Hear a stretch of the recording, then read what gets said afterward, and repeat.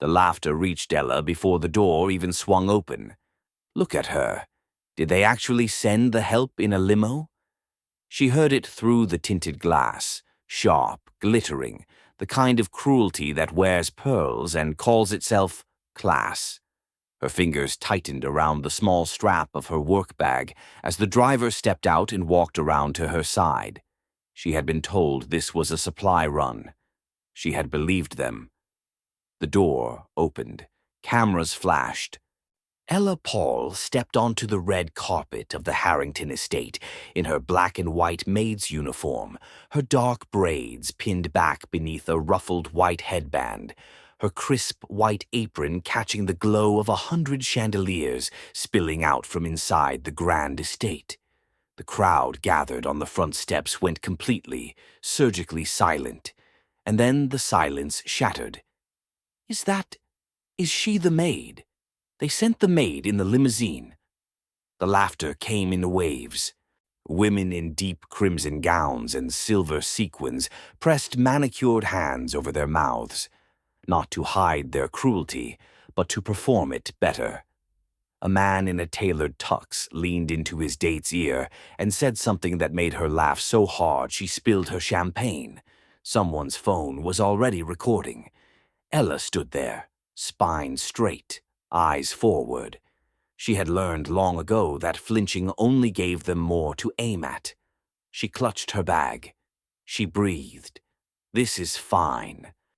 I just need to find Mrs. Harrington and explain. This is fine. But it was not fine, because Mrs. Harrington was already standing at the top of the steps, champagne flute raised, a smile carved into her face like something expensive and hollow. She had known. They had all known. This was never a supply run. This was a spectacle. And Ella was the main act. That's when the convoy appeared. 4 matte black vehicles rolled through the iron gates of the estate with the kind of silence that costs more than noise. No sirens, no music. Just the low, predatory purr of engines that didn't need to announce themselves because the whole city already knew what they meant. The guests on the steps stopped laughing. Champagne glasses lowered. Conversations died mid-sentence. Everyone knew those cars. Everyone knew who they belonged to. See, the lead vehicle stopped directly behind the limousine, directly behind Ella, and for 3 full seconds, nothing moved. Then the rear door opened. Young Sue stepped out. He was dressed in a perfectly tailored black suit with a black tie, dark hair swept back, a silver watch catching the estate lights at his wrist. He was not tall in the way that demands a room. He was still in the way that owns one. His eyes swept the crowd once, the women in their gowns, the men in their tuxedos, the phones still recording, and whatever warmth the night had carried evaporated instantly. Then his gaze found Ella, and he walked toward her.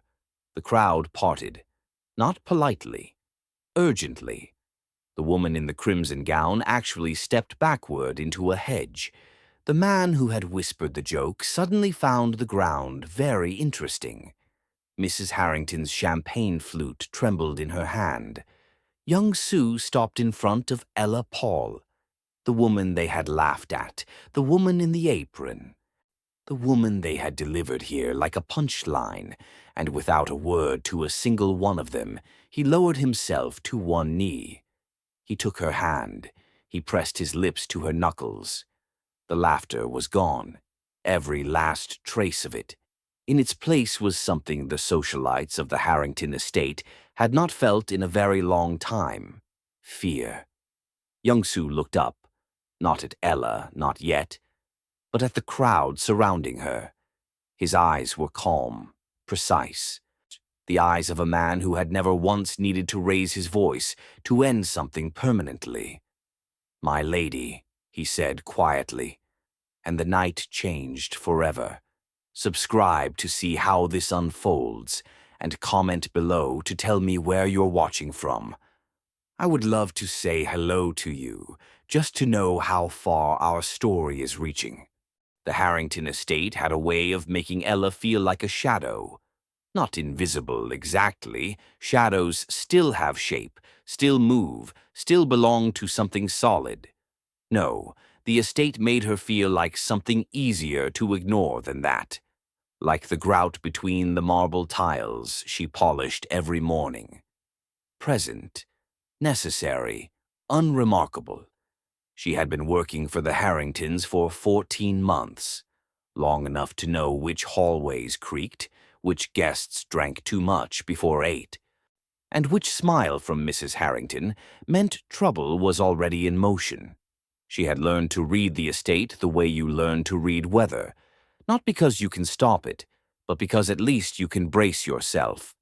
Tonight she should have read it better. She was in the East Wing utility room at 6:30, pressing her apron flat against her uniform with both hands, checking her reflection in the small rectangle of mirror mounted above the supply shelf. Her braids were gathered back neatly beneath the white ruffled headband. Her collar sat straight. Her apron was crisp and clean and white as bone china.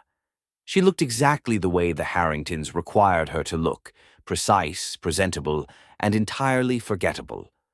The door swung open without a knock. Vivienne Harrington stepped in wearing a silver gown that cost more than Ella's rent for the year, two of her friends trailing behind her like expensive punctuation marks. They were already mid-conversation, and they did not pause it when they saw Ella standing there. "I told Charles the caterers are using the wrong linens again," Vivienne said, pulling at her earring. "The ivory ones. I specified cream." One of the friends, the one in deep burgundy, whose name Ella had never been offered, let her gaze drift across Ella the way you look at furniture you are considering replacing. "Is this the new one?" she asked. "No," Vivienne said flatly. "She's been here over a year." The woman looked mildly surprised, as though a year was far too long for something so unimpressive to still be standing in the same room. She turned away without another word. Ella kept her eyes on her apron. She kept her hands still. "Paul," Vivienne said, using only her surname the way she always did, "we need a supply run before the gala guests arrive. The florist left the arrangement order in the car. Someone needs to ride along and collect the remainder from the storage facility on Brennan Street." She said it the way you read items off a grocery list. No eye contact, no pause. "Yes, ma'am," Ella said. "The car is out front in 20 minutes. Don't keep it waiting." They left. The door swung shut. Ella folded the cloth she'd been holding and set it on the shelf. She thought nothing of it. There had been dozens of errands like this. Florist pickups, last-minute liquor runs. Our dry cleaning retrieved before events. It was simply part of the work. The work was simply part of her life. And her life, right now, was about keeping the electricity on in her mother's apartment and her younger brother in school. She gathered her bag and went to meet the car. The limousine was not what she expected, not the estate's usual black service sedan, not the catering van that sometimes doubled as a courier vehicle. This was a full-stretch limousine, long, gleaming, the kind of vehicle that slowed traffic on its own simply by existing. The driver stood beside the open rear door with his hands clasped in front of him, expressionless. Ella hesitated at the top of the front steps. This is for the supply run?" "This is the car Mrs. Harrington arranged," the driver said. Nothing more. She climbed in. Inside, the leather was cool and white. A small bouquet of fresh orchids was arranged in a crystal vase mounted to the partition. The seat beneath her was softer than anything she owned.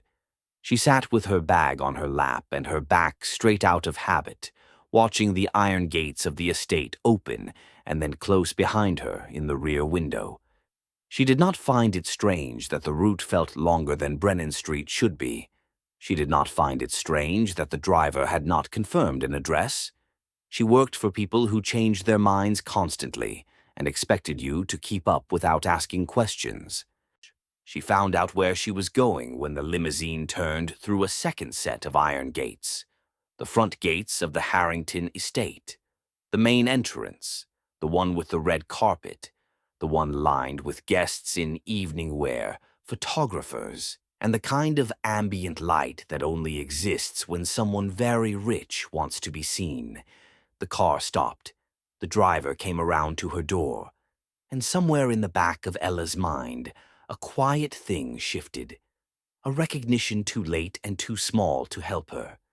The door opened. She stepped out into a wall of warmth, camera flashes, chandelier glow spilling from the open doors of the estate, the hum of gathered wealth.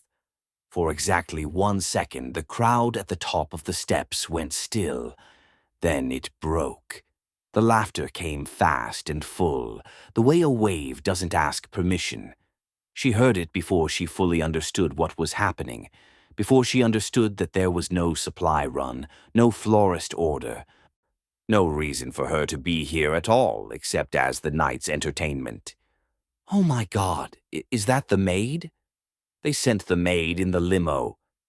She stood on the red carpet in her black and white uniform, her braids pinned beneath her white headband, her apron ruffled and correct, and completely devastatingly wrong for this moment. Women in crimson and silver and cobalt gowns covered their mouths with their hands, the gesture of people who want you to see them laughing while pretending they are trying not to. A man in a tuxedo said something into a woman's ear, and she threw her head back so hard her diamond earrings swung. Someone's phone was already raised. Ella did not run. She did not cry.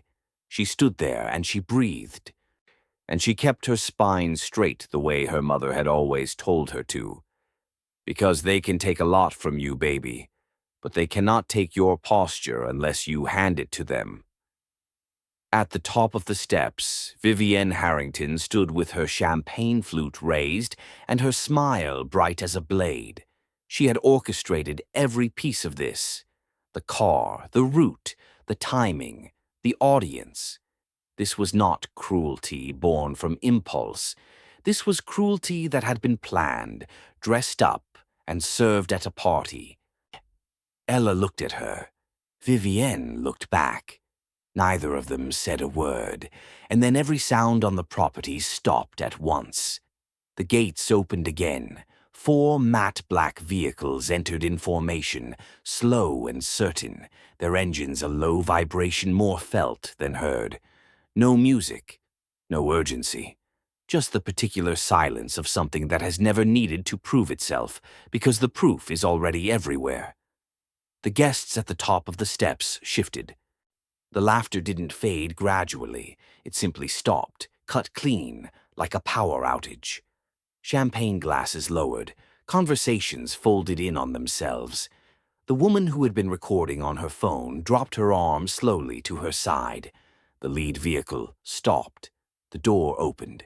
Young Sue stepped out into the light. Black suit, black tie, dark hair, a silver watch at his wrist, catching the glow of the estate. He was not what most people imagined when they imagined a man like him. He did not carry himself like a threat. He carried himself like a conclusion, like something the evening had been moving toward all along without knowing it. His security flanked him at a distance. He did not look at them. He did not look at the guests. He did not look at Vivienne Harrington, who had gone very still at the top of her steps, in the way of someone who has just realized the game they were playing had a third player they never accounted for. His eyes found Ella. He walked toward her. The crowd parted the way water parts, not generously, but because it has no other option. The woman in burgundy stepped back so quickly she stumbled. The man with the joke had apparently lost the ability to produce words. The photographers lowered their cameras by instinct, some animal awareness overriding the professional habit. Young Sue stopped in front of Ella Paul, the woman they had laughed at. The woman in the apron standing on the wrong side of every door this world had ever built. And he did not address the crowd. He did not acknowledge Vivienne. He did not perform outrage or announce intentions. He looked at Ella only Ella, and something in his expression broke open the way a window breaks when the pressure outside finally exceeds what the glass was built to hold. He lowered himself to one knee. He took her hand in both of his.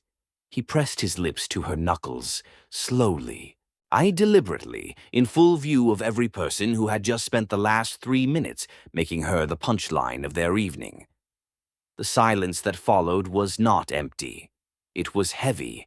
It had texture and temperature, and the particular quality of a room full of powerful people realizing, simultaneously, that they have badly miscalculated. Young Soo lifted his gaze. He did not look at Ella yet. He looked at the crowd, at the women with their hands still raised toward their mouths, at Vivienne Harrington standing at the top of her borrowed steps, at every phone and every camera and every pair of eyes that had recorded and laughed and pointed. He looked at them the way a man looks at something he has already decided the fate of. Then, quietly, with no more ceremony than the weight of what it meant, "My lady," he said, and the night Ella Paul was meant to be humiliated became the night the world rearranged itself around her. There are moments that live in the body long after the mind has tried to file them away. Ella felt one of those moments now, rising up through the shock and the silence, and the weight of young Sue's lips still warm against her knuckles.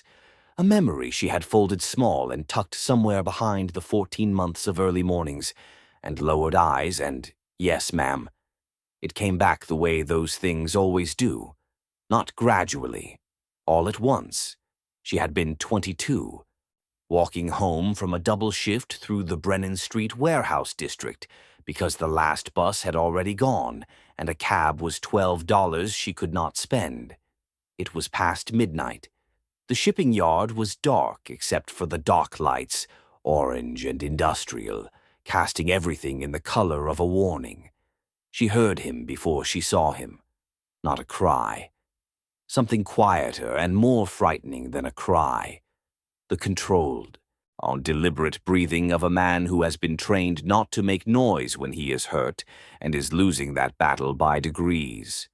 He was propped against a rusted shipping container, one hand pressed flat against his ribs, his suit jacket torn at the shoulder, blood darkening the white of his collar. Young, younger than she expected from the stillness of him. Korean. Dark hair falling across his forehead, and eyes open and focused and watching her with the particular alertness of someone calculating whether she was a threat. Ella Paul had never in her life walked past a person bleeding on the ground. She set her bag down. She crouched. She asked him exactly 2 questions. "Where are you hurt? And can you move?" He answered both with the same clipped economy of someone who had learned that words cost something. She tore a long strip from the lining of her own uniform jacket. The good one. The one she had saved for 3 weeks to afford. And she pressed it firm against the wound at his side and held it there with both hands until the bleeding slowed. She did not ask his name. She did not ask what had happened. She understood instinctively, the way you understand certain weather, that some questions are not hers to ask. He looked at her the whole time. Not with gratitude, exactly. With something more unsettling than gratitude. With recognition.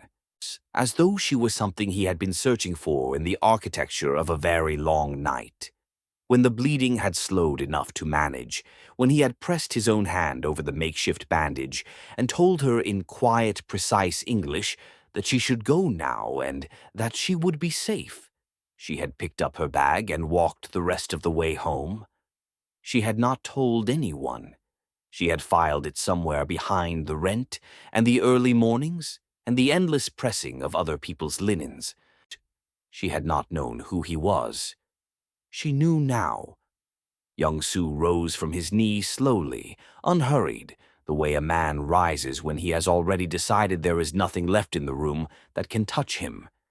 He kept Ella's hand in his for a moment longer, not possessively, but carefully, the way you hold something you have been looking for across a very long distance. And then he turned to face the crowd. He did not raise his voice. He never did.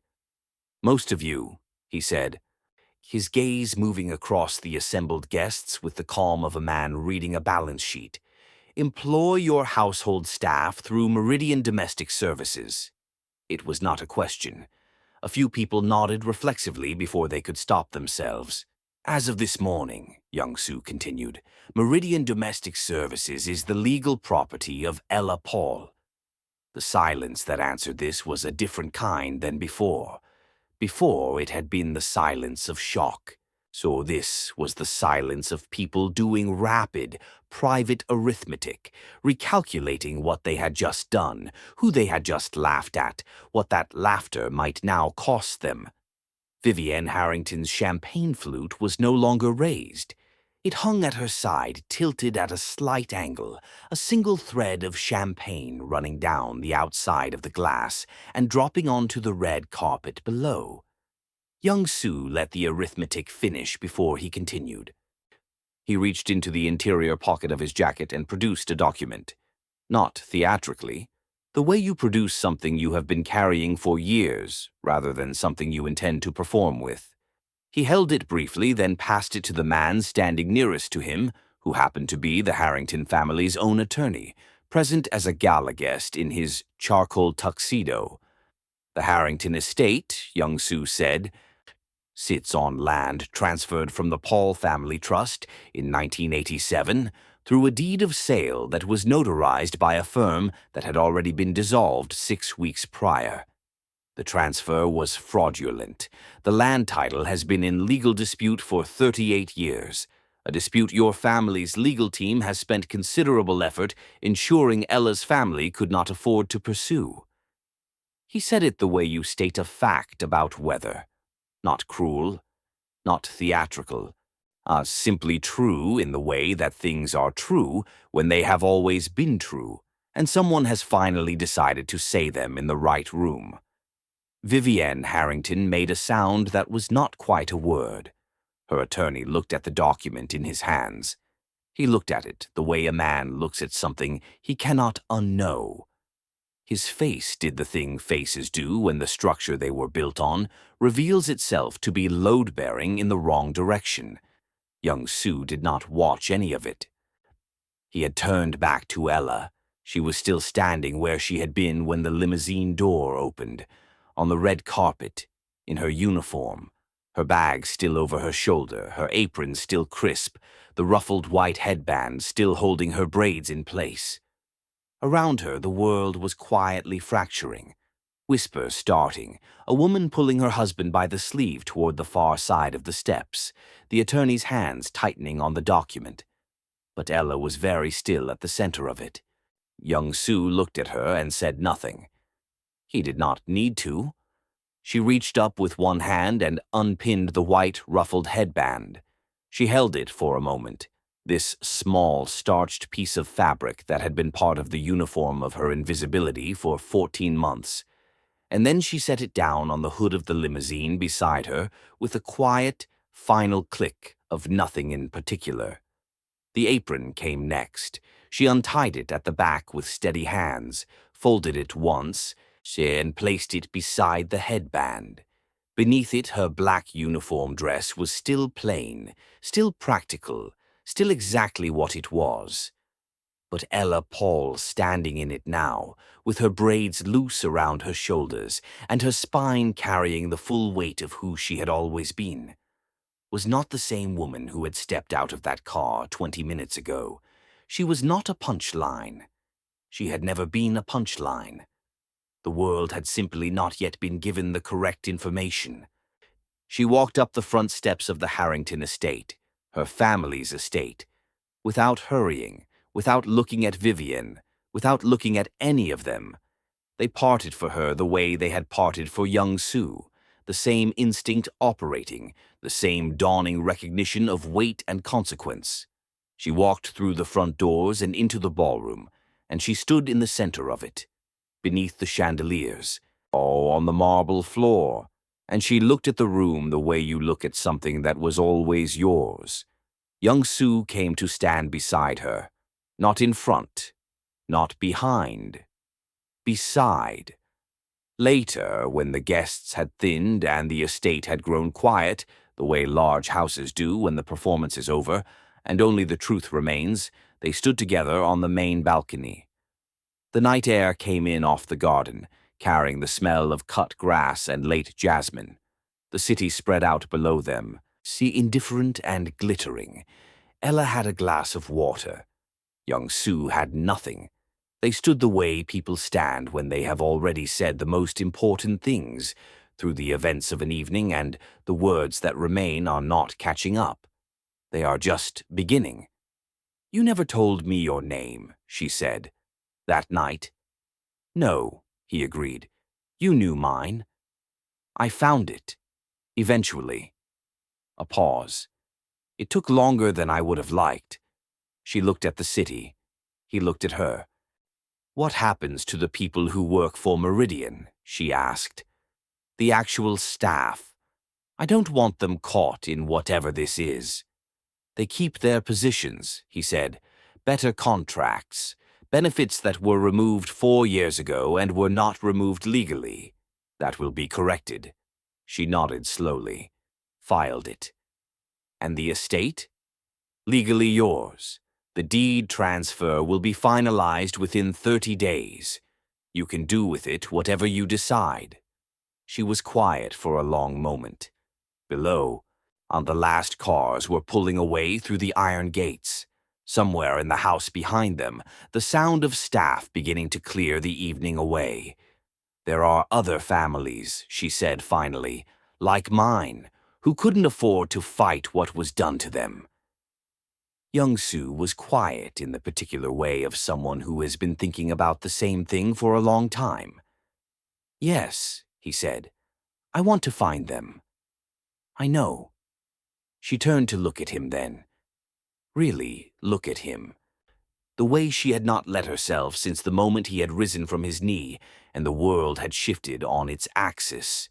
He looked back at her with the same expression he had worn in the shipping yard, that unsettling, steadying recognition.